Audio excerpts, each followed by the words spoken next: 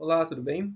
Eu sou o Eric, professor de filosofia, e nessa videoaula nós falaremos sobre Hegel e o idealismo alemão. Bom, antes de falar especificamente do Hegel, que é o filósofo que vamos tratar nesse vídeo, precisamos lembrar um pouquinho o que é o idealismo. O idealismo alemão ele vai ser a representação do romantismo na filosofia.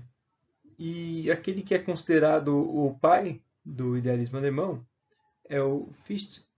Ele foi aluno de Kant, ele tem uma influência muito forte da forma como Kant entende que os indivíduos apreendem a realidade, e ele vai dizer o seguinte, que existe um eu que é o princípio criador de toda a realidade. O que isso quer dizer na prática?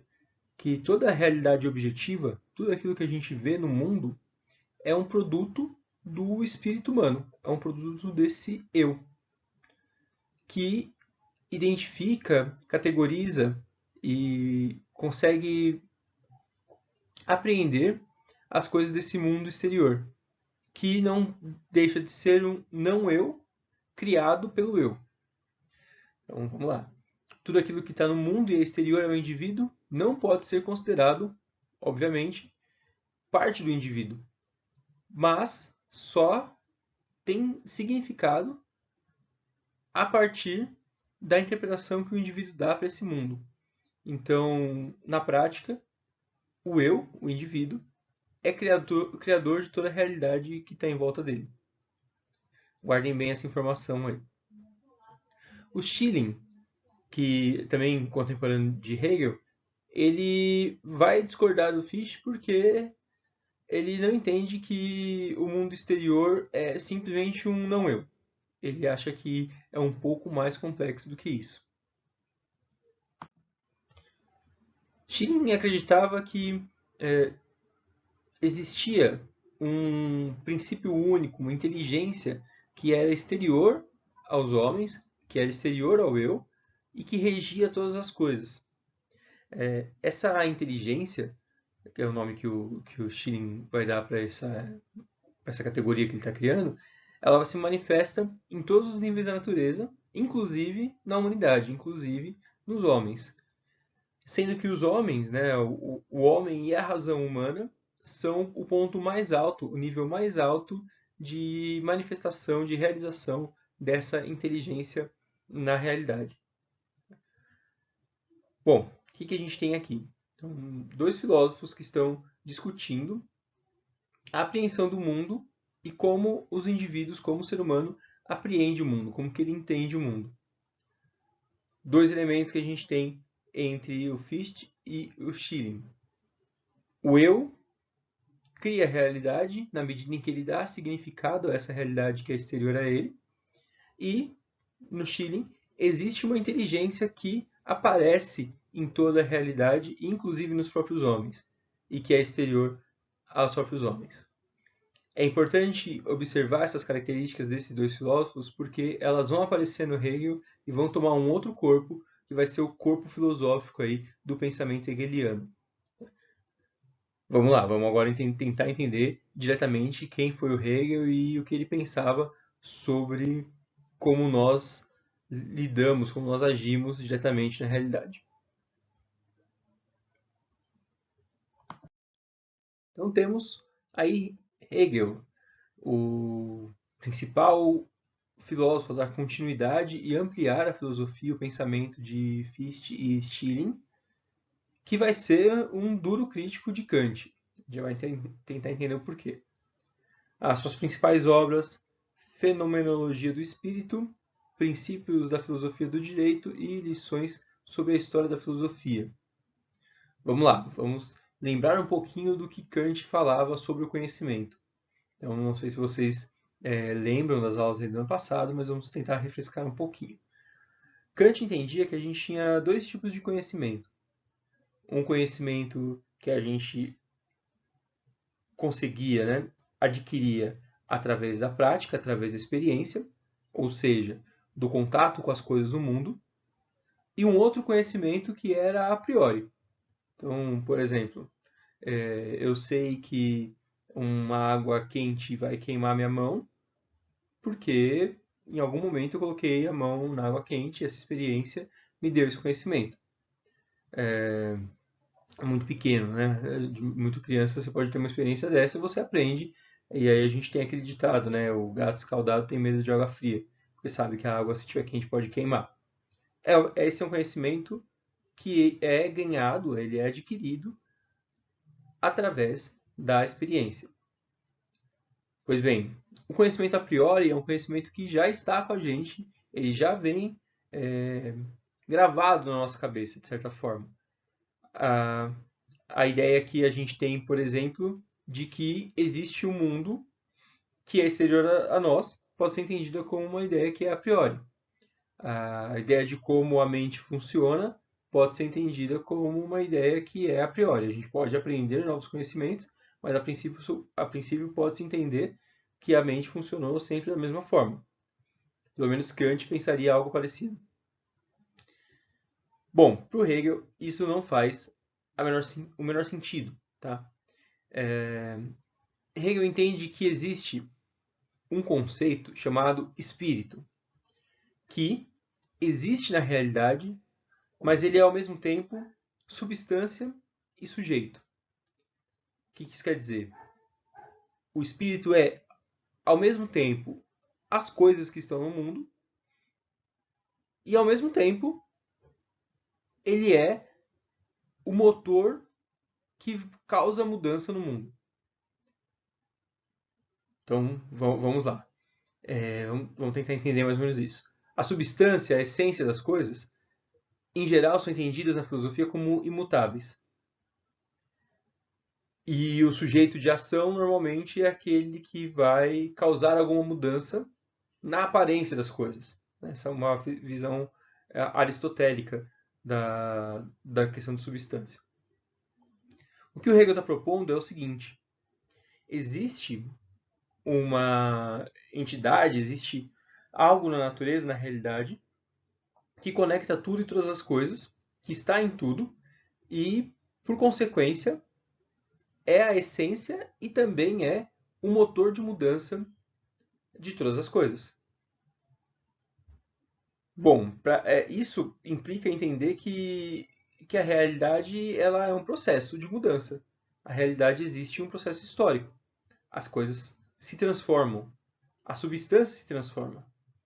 Então ele não entende que a substância é algo estático.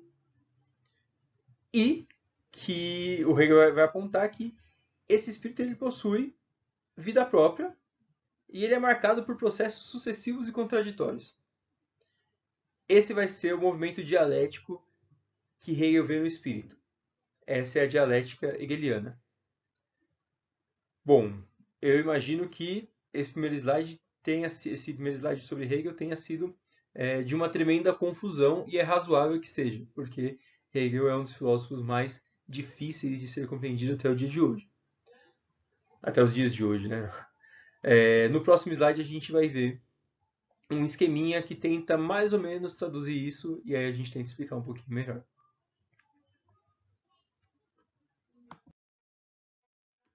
Bom, no primeiro esquema à esquerda, a gente tem mais ou menos a ideia do conhecimento e como ele entende que a realidade é um processo histórico. Então vamos lá, para o Hegel, a filosofia deve começar sem nenhuma suposição. Então a gente não deve supor que existem estruturas que são a priori, que são imutáveis. Tá? Então não tem estruturas do pensamento e da consciência que não se transformam. Tudo pode se transformar. Por outro lado, a gente também deve supor que nem toda a realidade é dividida entre pensamentos e objetos do pensamento. A realidade pode ser de outra forma. Se a gente começa a pensar a filosofia com esses dois pressupostos, eu determino qual vai ser o caminho da minha filosofia, eu determino o ponto de partida dela. O Hegel acha que foi aí que Kant errou. É aí que está a crítica de Hegel a Kant. Bom, Hegel vai apontar, então, na solução para esse problema que ele vê, que essas estruturas do pensamento e da consciência, que o Kant entendia como estruturas a priori, não são a priori, são estruturas do espírito, são aspectos do espírito. O pensamento dos indivíduos e os objetos, a forma que os indivíduos, então, categorizam os objetos, identificam os objetos, também são aspectos desse mesmo espírito, de um mesmo conjunto. Se é assim, então toda a realidade é um espírito. E todo espírito é também sujeito de transformação, é também sujeito do desenvolvimento histórico. Portanto, toda a realidade é um processo histórico. Então, como que se dá isso? Não faz sentido na minha cabeça imaginar que uma substância ela mesma causa mudança em si própria e aí a gente tem algo novo. E isso se desenvolve em um processo. Hegel vai resolver esse problema com aquilo que a gente chama de dialética hegeliana ou a dialética de Hegel. Então, dialética não é uma abordagem filosófica criada pelo Hegel. A gente tem aí Platão, outros filósofos vão tratar da dialética, a gente já falou em sala sobre isso. Mas, basicamente, a dialética é um processo que prevê a existência de uma tese, de uma antítese e de uma síntese. Né? Como que isso funciona no pensamento hegeliano? Então, aqui nesse esqueminha à direita, a gente tem um exemplo. Qual que é a tese? Qual que é o momento, a substância atual do espírito? A tirania. O próprio espírito cria condições para a sua antítese, para aquilo que contraria a sua essência no momento atual, porque ele também é sujeito de transformação. Então, se há tirania, existe a condição para que surjam, surjam pessoas, sujeitos que contestem a tirania e peçam por liberdade. Essa liberdade no extremo ela pode ser uma liberdade anárquica, que prevê nenhuma regra. Do choque entre esses dois opostos, entre a tirania e a liberdade, a gente tem a síntese desse processo, que também é espírito, que é a lei.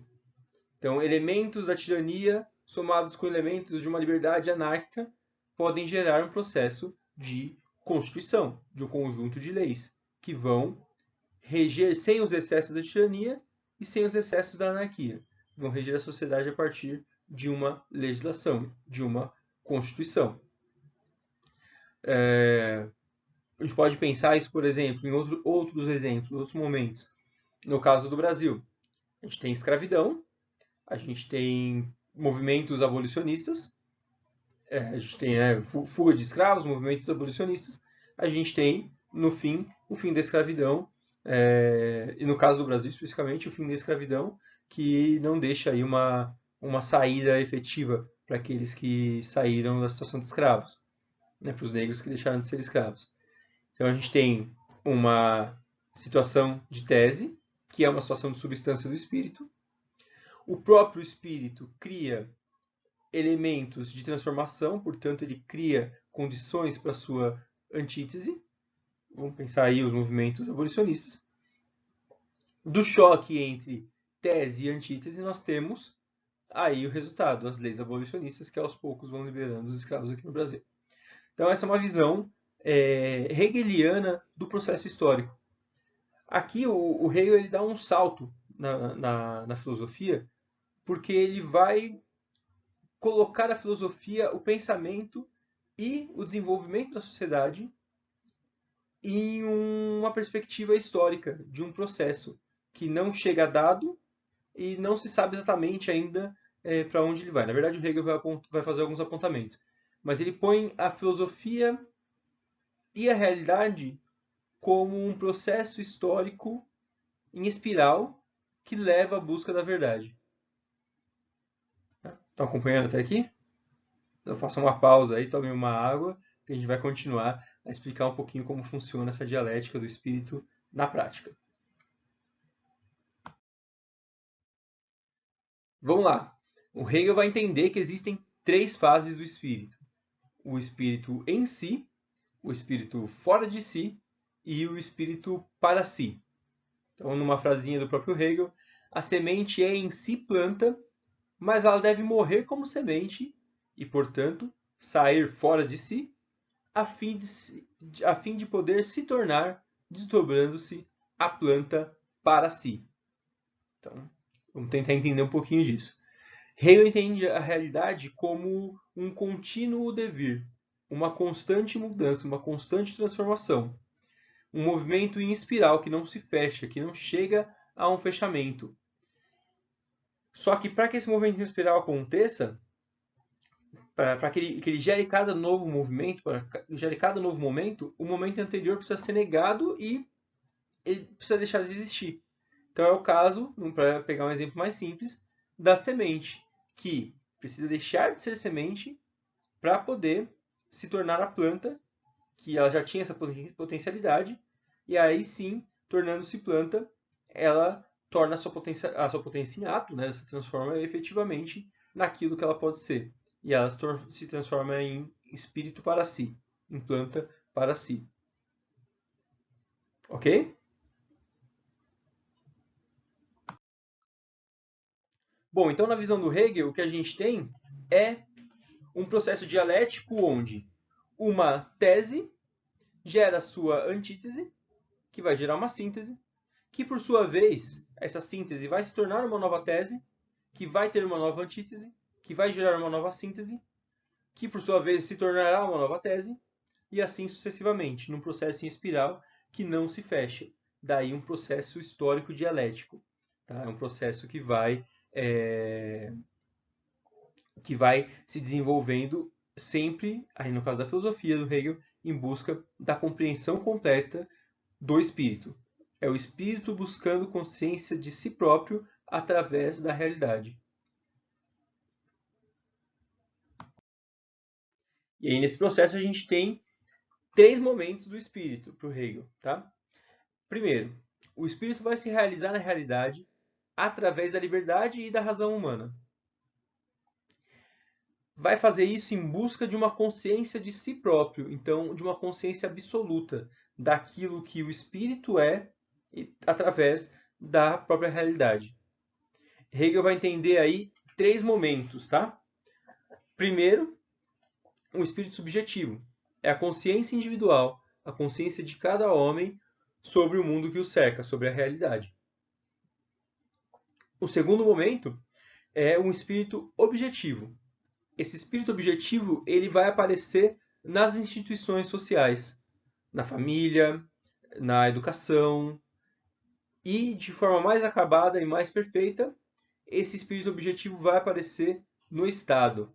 E aí é o momento em que Hegel vai entender que o espírito aparece de forma mais clara e objetiva para os homens, a ponto de que o indivíduo só existe como membro de um Estado.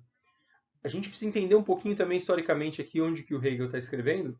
Ele fala, a gente chama de idealismo alemão, ele está falando da região da Germânia, mas ainda é da região da Prússia, que é uma região que está lutando para fazer a sua unificação. Hegel está escrevendo na virada aí do século XVIII para o século XIX. A Alemanha ainda não está unificada, ela não é um Estado-nação unificado. A Prússia e as confederações germânicas só vão se tornar a Alemanha, propriamente dita, em 1871. Hegel nem vê esse processo acontecendo. Tá? Então, existe ali na filosofia do Hegel uma tentativa de fazer um manifesto político, tá? Da necessidade do Estado, entendendo o Estado como forma mais acabada.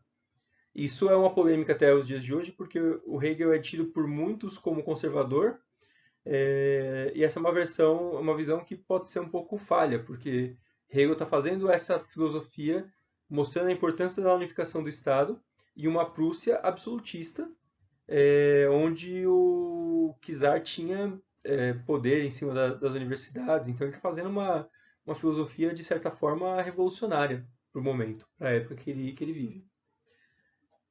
Bom, dito isso, o terceiro momento do espírito é o espírito absoluto. Essa é a forma mais perfeita, mais acabada do espírito, é quando o espírito reconhece a si próprio. A gente vai ter contato com o espírito absoluto dessa forma, segundo Hegel, na filosofia, na religião e nas artes. Para terminar essa nossa videoaula sobre Hegel, vamos tentar entender o que ele pensava sobre ética. Bom, Hegel observava que existiam vontades subjetivas, são as vontades individuais de cada um. E ele entendia que existia também uma vontade que era objetiva, que era cultural, que era essa vontade coletiva. a forma como a sociedade entendia a vida em sociedade. Para o Hegel, então, quando as vontades subjetivas, o desejo de cada um, a forma como cada um vê o mundo individualmente, estão de acordo com o padrão cultural de uma época, com o espírito da época, com o zeitgeist, Hegel percebe então que existe uma situação de harmonia, de confluência, de acordo entre o que eu sinto, o que eu quero, o que eu desejo e o que a sociedade espera de mim, espera da vida em comum. Nesse sentido, a gente tem uma sociedade onde os indivíduos vão seguir de forma livre, de forma espontânea, as regras e a convivência social. Existe um senso de dever muito forte. Porém, para o Hegel, de tempos em tempos, ocorre aquilo que ele chama de declínio moral. A moral vigente, a moral da época, o espírito da época, vai se chocar com indivíduos que estão transgredindo essas práticas morais, que contestam a prática moral. Então, para tentar um exemplo, acho que mais claro possível, pensem no que foi o movimento de contracultura na década de 50, final da década de 50, começo da década de 60 e em diante. Os beatniks, os hippies, o movimento negro, o movimento feminista, eram movimentos que contestavam fortemente a moral vigente da época. A moral de que a mulher deveria ser dona de casa, que não podia trabalhar, não podia ter liberdade sobre o próprio corpo, a moral do amor monogâmico. Toda essa moral foi contestada por esses movimentos e o que a gente teve foi o surgimento de uma nova vontade objetiva, uma nova forma de ver a vida social, uma quebra de paradigmas que existiam na cultura de então. Se ficou claro para vocês o movimento dialético de Hegel, aqui fica claro que o pensamento dele continua na mesma linha. O que ele está vendo é o movimento dialético. A moral vigente é uma tese que se choca com a contestação, com a transgressão, que vai ser uma antítese, que por sua vez gera uma nova vontade objetiva, que é essa nova moral vigente. E ainda, se vocês entenderam a dinâmica da dialética hegeliana, essa nova vontade objetiva, esse novo padrão moral, vai por sua vez se tornar uma tese que vai ser confrontada com uma nova antítese, que vai gerar uma nova síntese e assim sucessivamente um processo espiral. Tá ok?